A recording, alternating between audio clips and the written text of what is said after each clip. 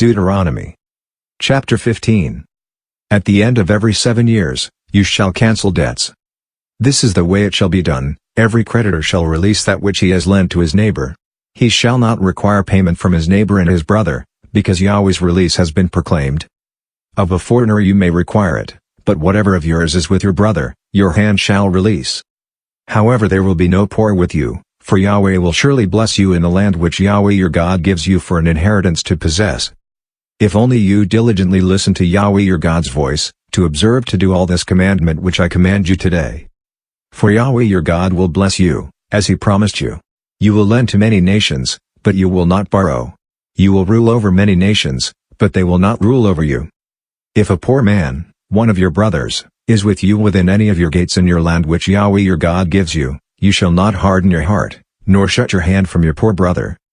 But you shall surely open your hand to him, and shall surely lend him sufficient for his need, which he lacks. Beware that there not be a wicked thought in your heart, saying, the 7th year, the year of release, is at hand, and your eye be evil against your poor brother and you give him nothing, and he cry to Yahweh against you, and it be sin to you. You shall surely give, and your heart shall not be grieved when you give to him, because it is for this thing Yahweh your God will bless you in all your work and in all that you put your hand to. For the poor will never cease out of the land. Therefore I command you to surely open your hand to your brother, to your needy, and to your poor, in your land. If your brother, a Hebrew man, or a Hebrew woman, is sold to you and serves you 6 years, then in the 7th year you shall let him go free from you. When you let him go free from you, you shall not let him go empty. You shall furnish him liberally out of your flock, out of your threshing floor, and out of your winepress. As Yahweh your God has blessed you, you shall give to him.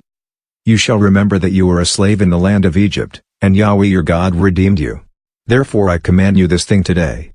It shall be, if he tells you, I will not go out from you, because he loves you and your house, because he is well with you. Then you shall take an awl, and thrust it through his ear to the door, and he shall be your servant forever. Also to your female servant you shall do likewise. It shall not seem hard to you when you let him go free from you, for he has been double the value of a hired hand as he served you 6 years. Yahweh your God will bless you in all that you do. You shall dedicate all the firstborn males that are born of your herd and of your flock to Yahweh your God. You shall do no work with the firstborn of your herd, nor shear the firstborn of your flock. You shall eat it before Yahweh your God year by year in the place which Yahweh shall choose, you and your household. If it has any defect, is lame or blind, or has any defect whatever, you shall not sacrifice it to Yahweh your God.